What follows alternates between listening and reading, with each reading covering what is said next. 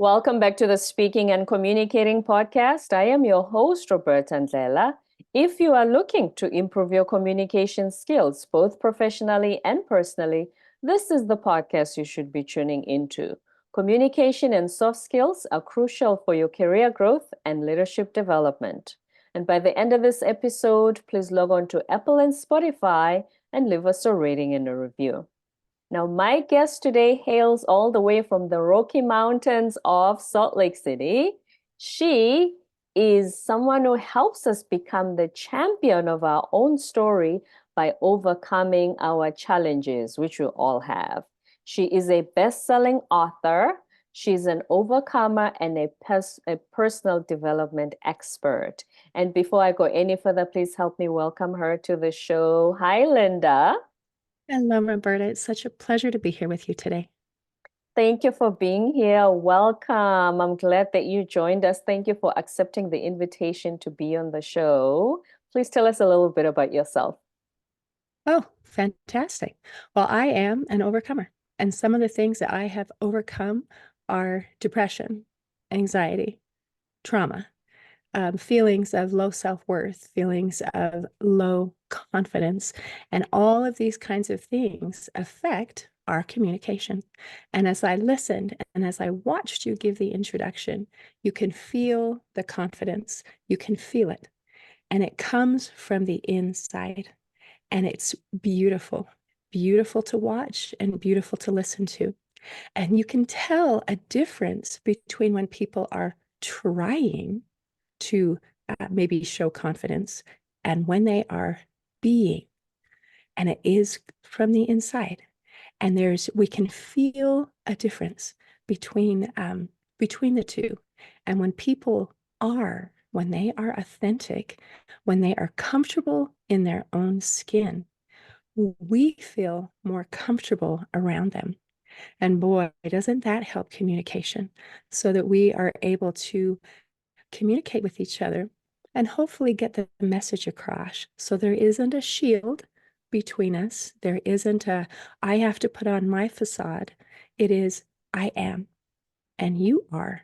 And then when we get those two together, we're able to have just a beautiful connection. So well done. Thank you I really appreciate those kind words, Linda. Thank you for that. You know, the way you express how we put on a shield or a mask, and instead of being authentic, I remember this phrase someone said, that's a fake relationship because you're not being who you truly are with that person. So they called it a fake relationship. And it's so interesting because you are correct. It is fake. And yet it is also extremely common because for many of us, I want you to like me. And so what our brain does, it says, what do I need to be? What do I need to act like? What do I need to say so that Roberta will like me? And then I change and morph and put things together and try to put out this facade of what I hope Roberta will like. And the sad thing is even if it works, that doesn't mean you like me. It means you like the facade that I set up. And when we do this kind of thing and we create these inauthentic relationships, we feel empty. There's a feeling of imposter syndrome where I think, you know what, I might have been able to trick Roberta into liking me, but if she knew the real me, she'd leave. She really wouldn't want anything to do with me. And so we unintentionally set ourselves up to be hurt and to be afraid because that puts me in a position of fear where I think, man, I can never let my guard down because as soon as I do, Roberta's going to discover the truth. She's going to find out who I really am, and then she won't like me anymore. So it's crazy how we do that to ourselves. We don't mean to. We're not trying to set ourselves up. What we want is to be liked. And the crazy thing is, a lot of times we do that because we think that the real us, the real me, is not worthy of being loved, not worthy of being accepted, not worthy of belonging. And when we feel that way about ourselves, it creates a need or a desire to create that false image so that we can try to trick other people into liking us when we really feel we're not worthy. Where does that start? What is the root cause of that? Excellent question. I think many of us have feelings of I'm not good enough. And where that comes from usually has to do with something, some event, something that happened to us in our formative years. And formative years are I hear different parameters of where that fits between its zero age birth to age 14. I've heard it to the age 8. So just those first years, if something happens and I, with my little brain, am trying to interpret about what that means, then we make wrong conclusions. And if I can give an example, Yes, please. um, for me, growing up, I thought I was invisible and unlovable. And where that idea came from, I'm fortunate that I have good parents. However, when I was about 6 years old, my parents experienced an emotional trauma and it affected them deeply. And their whole minds, their whole everything was on this situation. And I became invisible. I no longer existed.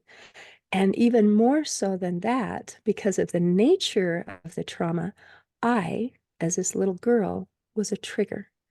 My presence was painful to them and upsetting. So my mom avoided me. She shut me out. She really didn't want to have anything to do with me. So as an adult, if I could understand the whole scenario, I should have compassion and say, wow, these people are dealing with something hard and they're hurting and they're responding the best that they know how. However, as a 6-year-old little girl, my conclusion was, I'm not sure what I did, but I am bad. I have done something very, very wrong. And my parents no longer love me. Mm. They don't love me. I am not worthy of being loved. And I couldn't even figure out what I had done because the truth is, it didn't have anything to do with me. But I didn't know that. Children, and if you're familiar with any kind of trauma, um, it is very, very common for children to blame themselves. And there's different theories about why that is. One is that we are dependent as children and we have to continue to trust the people who are caring for us. It's a survival mechanism. Another theory as to why we do that is because we have two options. One is to say, I am powerless, I have no control. And the other is to say, you know what, if it's my fault, then maybe I can do something about it to change the situation.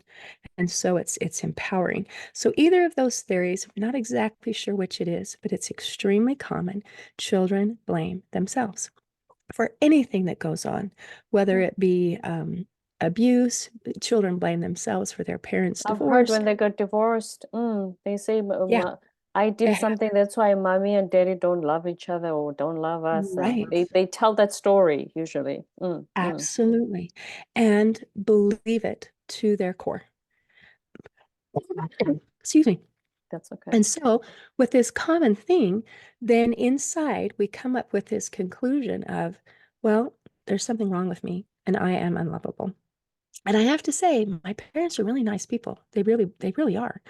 But my conclusion again with that was even the nicest people in the world can't love you.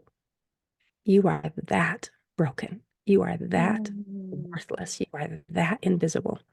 And so with that feeling in my core, I don't want anybody to know the real me because the real me is unlovable. The real me isn't worth even seeing. So then you automatically, as a defense, try to create, well, what would make you like me? What would make you be able to see me? And so we come up with these things. And then as we continue throughout our lives, we continue with this narrative that we created when we were little children. And it can last our whole lives unless we become aware of it and then we heal it and go back to the source and make those corrections. And so it is very common that all of us are dealing with these inner wounds. And for some people, I like to say there's trauma with a capital T and there's trauma with a little t. Anyone who has dealt with war or famine or abuse or horrible things like that, where anyone could see it and say, wow, you have gone through hard things. I get it. Mm, And then there are others that deal with trauma with a little t, where if you just saw the scenario, you wouldn't really understand that the pain and the hurt and the misunderstanding that took place inside. Like for me, anyone who was just looking at our outside scenario would say, you must be doing fantastic. And for mm, the most part, I guess I was. But on the inside, the conclusions that I was making about myself and about the world were not they're not healthy. They're not good. And so when we grow up, if we take the time and the effort to go back and find where did those ideas come from? Why do I feel this way? And then go back and revisit it and say, oh, that's where that came from. And as adults, we can look at it with a different pair of eyes, a different lens. Sometimes they call it a meta perspective, where you look mhm. at it not like you're reliving it, but like you're looking at it from the outside, like it's happening to someone else. If I saw the scenario now, would I say, oh, well, that's totally that little girl's fault, and she was unlovable, and she basically ruined everything? It would be, oh, no. Oh, I'm so sorry that you felt that way. I'm so sorry that you had these ideas that weren't correct, that Mm. hurt you. And then we can have a chance to let those go. It's not easy if they've been in there for a long time, but healing is about becoming aware and letting go. Here's what I've always wondered, and I'm sure even as a kid myself, I've told myself some harmful stories to my, inner child. When you tell yourself this, obviously your parents were going through something you couldn't verify with them. Why do we not go to a trusted teacher, a school counselor, and say, I feel this way about myself, so that they sort of course correct and say, listen, Linda, yes, your parents are going through this, but it's not about you. We tell ourselves these things silently, internally. We don't verify them. We grow up and every time we look for evidences of why they're true, why it's true that you're unlovable, that you're unworthy, that you're this, since you were 6, we don't verify this with anybody. Isn't that the truth? And part of it is because when we're little children, we don't even think of that as an option.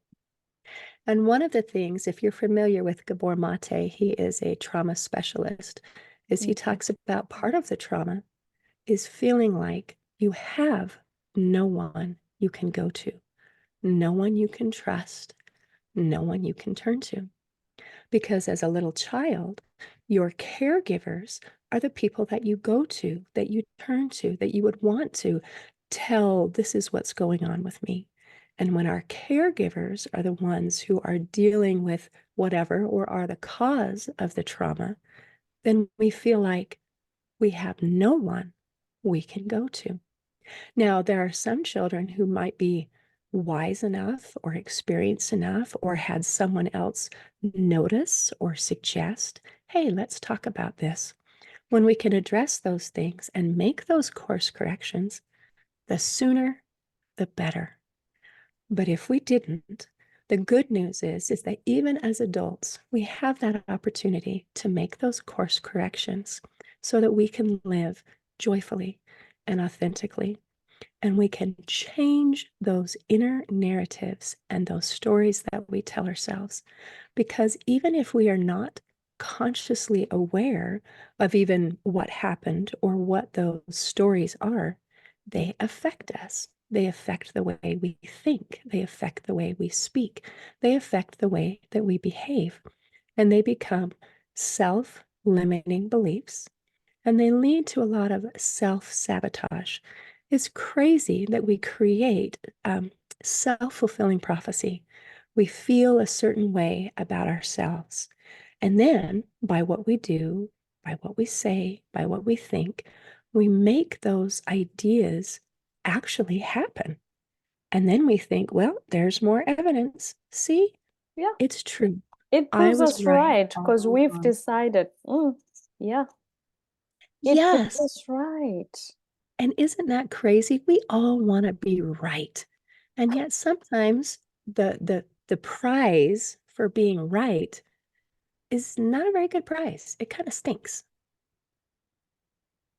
And then one other thing, when you talk about how you saw yourself, looking back during your teenage years, because that's when you start to grow and you change, were the feelings from your 6-year-old self, looking back, did they sort of influence how you were as a teenager, or you were just, just a normal teenager like every other teenager? Did you notice any differences in your behavior, in how you interacted and communicated with your peers? So, if I'm understanding the question correctly, it's did it affect me as a teenager or was I the same as everybody else? Yeah. And I'm going to have to say yes to both. Did it affect me? Absolutely. Because my self-esteem was very low, because I knew inside that I was unworthy, that I was invisible, that I wasn't important. So if you think that's going to affect how you feel as a teenager who struggled with those kinds of feelings anyway, it just magnifies it. And then when you say, was I the same or different from other teenagers? You know, how many of my peers were dealing with similar feelings? How many of them were dealing with their own inner narratives? And the answer is, I don't know, because I couldn't see on the inside. But growing up and being a teenager, we have a lot of questions. We're trying to figure things out as our brain grows and develops. And we recognize, usually when we start in those formative years, we have a very small world that is our caregivers, it's our family, maybe it's our school. And we have a tendency to think that whatever things are like in my life, my home, that's what it is everywhere. And as we Mm, grow and become a teenager, we start to notice that maybe other people are having a different experience. Like if you go to someone else's home and maybe their parents interact differently than yours do. I had an experience a couple years ago with some beautiful young women, some teenagers had come into our home to play with some of my daughters. And after being there for a while, she said, you don't yell at each other. You don't you speak to each other with respect. And it shocked her and it was pleasant. It felt good, but my heart broke because mm, as you hear that, you can tell that the rest of the story is in my home, the way that parents interact is to yell at each other and to yell at us, and that is normal. Whatever we start out with, that's our baseline. That is normal. And then as we grow and we have more experiences, we start to recognize that maybe our experience isn't the only option. mm, And we can either look outside and say, oh, I like yours a lot better than mine. Or we can say, oh, I like mine better than this. But we start to become aware. And then as we grow up even more, then we have really a choice to say, well, this is what happened in my growing up. And this is what I would like to have happen now that I'm the adult. And if we don't make that conscious decision, our default mode is to do precisely whatever took place in our home. And we have cyclical problems where we have maybe generational abuse or generational alcoholism or generational whatever the thing is, even if we hated it, our default mode is to go back and repeat it again, unless we make a conscious decision to make a change. And again, that's very helpful if we go back and figure out why we tick and think about how did things work out when I was growing up, and what changes would I like to make, and how did it affect me. As we become aware and as we let those things go, then we can be free to make a new choice rather than just following that default setting and doing whatever it is that our parents or caregivers did. Mm. When did you start to realize that something needed to change, that you needed to re-examine how you feel about yourself and your self-worth? Oh, excellent question. I like to kind of distinguish a difference in myself between being broken and being crushed. So to me, broken is like, let's say you have your cell phone, you're walking across the street, you accidentally drop it, the screen breaks, you pick it up, it's like, ah, dang, I broke my phone, but it still works. Right. And so you just keep on using it. Now, let's say I'm walking across the street, I drop my cell phone, and a truck runs over it, and it is just a mess. It doesn't work anymore. At that point, it's beyond broken. It's crushed. I need to throw it away, and I got to get a new one. So I think we have a certain level of brokenness that we can function and just even live a pretty good life. And then we can get to the part where we really have to make a change because we are crushed. For me, that was when I slid into depression. And for about 5 years, it was like I had slid into a deep, dark hole, and there were no windows, there were no doors, and I could not see any way out. I thought, this is my new reality. This is as good as it gets. And it was beyond sadness. It was beyond emptiness.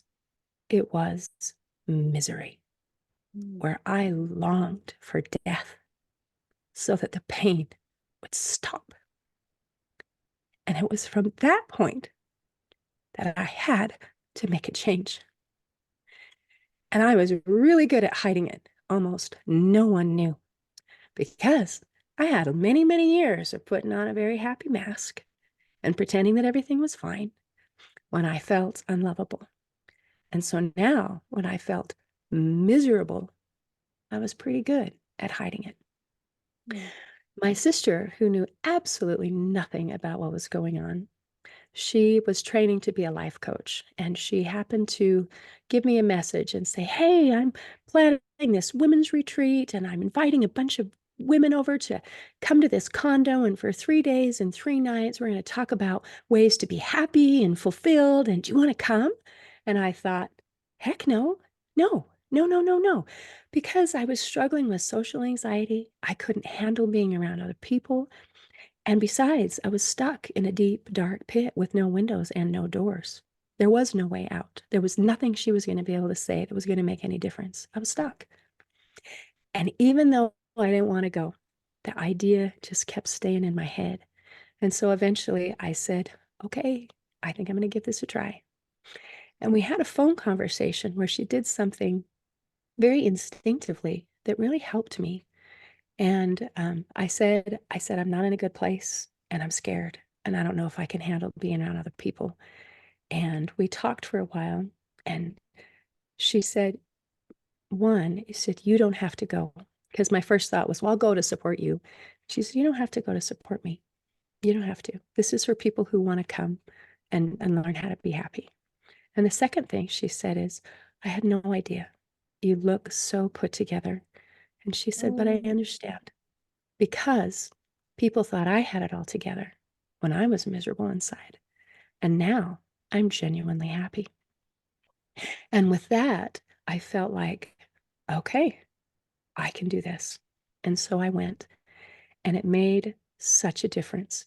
I wasn't immediately healed and all better, but I feel like she lowered a ladder down into my deep, dark hole and showed me a way to climb out. Hmm. And I feel like healing is not instantaneous. It's not like flipping on a light switch. It's more like a sunrise where the change from moment to moment might be gradual. You might not even notice from moment to moment, but it's real and it's beautiful. And when you look back, you can see the difference. It's like night and day. If anyone listens and thinks, I hear you, Linda, but I I don't have the luxury of not putting up a front because I need to put one foot in front of the other and keep going. Boy, do I get that. I understand absolutely. Absolutely. And so for Hmm. me, I like to say that healing comes the way that we overcome whatever it is we're dealing with. The process is pretty much the same. The first is we have to be able to handle the symptoms. We have to be able to feel better. When I was feeling so miserable, so scared, so anxious, so powerless, I had to be able to feel happier. I had to be able to feel more powerful. We have to do that baseline and feel better before we're able to do the deeper work, which is to make whatever it is that is our underlying causes and be able Mhm. to heal them. So And I have, oh, I'm so sorry. Continue. no, sorry, go ahead. You're the guest. Mm. Oh, well, I have Mm. some small, simple action steps. It's quite beautiful that we can do something about it. I mentioned I felt stuck. I felt like there was nothing I could do. But I have since learned that our emotions are chemical. There's a reason why we feel the way we do. The body chemistry affects the way we feel. The way we feel affects what we do, say, and think. The good news is that what we do, say, and think affects our body chemistry. That gives us a point of power. That means that there's something we can do about it. And if any of your listeners would like to come and learn more, I run a Yes, nonprofit. please. It's called Hope for Healing. And the website is hopeforhealingfoundation.org, where I share so many free resources to help people to be able to take those small, simple action steps so that we can change our body chemistry, so that we can feel better. We can feel happier. We can feel less stressed, and we can feel more confident. And then after we're getting stronger and we're better, then we can take the next step. And these things they're easy. They're surprisingly easy, but they work. And that makes all the difference. And you need to do them constantly. It's not a once-off thing, as you said. No, no. Mhm. When you talk about how you feel, it changes how your body feels. Does it then even mentally make you think differently about how you see yourself and your self-worth, the things that you mentioned earlier at the beginning of the interview? Yes, absolutely. When you feel happy, when you look at things through a lens of gratitude, for example, then it changes our focus. It changes everything. Where we change from, kind of a glass half empty to a glass half full. When we start to change the way that we view the world around us, and we can also change the way that we feel about ourselves. So a lot of the changes, these inner changes, happen very simply in that sunrise, just a little bit at a time. And then pretty soon, you've got a beautiful new day. A beautiful new day indeed. Words of wisdom from Linda Bjork, all the way from Salt Lake City, the overcomer, personal development expert, and best-selling author. Linda, please give us details of your book as well before you go. Oh, absolutely. I have a couple books. One of them is called Crushed, A Journey Through Depression. And that is basically my heart and my soul put in print. I was quite terrified when I first wrote it. I thought, I don't want anybody to read this. They're going to know all the real me. No more facades allowed. And now I feel like, you know what? That's okay. It's okay for people to see the real me. And Another isn't one it is freeing? Sorry to interrupt you. Doesn't it make you feel free once you let it all out? it does. I feel like I'm not afraid, which is lovely. And I have another book that's called You Got This, an action plan to calm fear, anxiety, worry, and stress. So my personal mission, my goal is to give a ladder to anyone who feels stuck, who feels trapped in a deep, dark hole, so that they can climb out and enjoy the beauty and the sunshine and live their best lives. Just like your sister did for you at the time. Crushed and You Got This by Linda Bjork. Thank you so much, Linda, for being on the show. And most importantly, I want to honor you for having the courage to share your story with our listeners. We really appreciate you opening up this way. Thank you. Thank you, Roberta. My pleasure. Please give us your website again. hopeforhealingfoundation.org. And like yourself, I'm a podcast host. My podcast is called Linda's Corner. And you can find me on any place that has podcasts. And I have a website, and it is lindascornerpodcast.com. And you can find me on social media at Linda's Corner Podcast as well. Linda's Corner podcast. Stay tuned and listen. Thank you so much, Linda. Don't forget to, my pleasure. Don't forget to subscribe, leave a rating and a review on Apple and Spotify, and stay tuned for more episodes to come.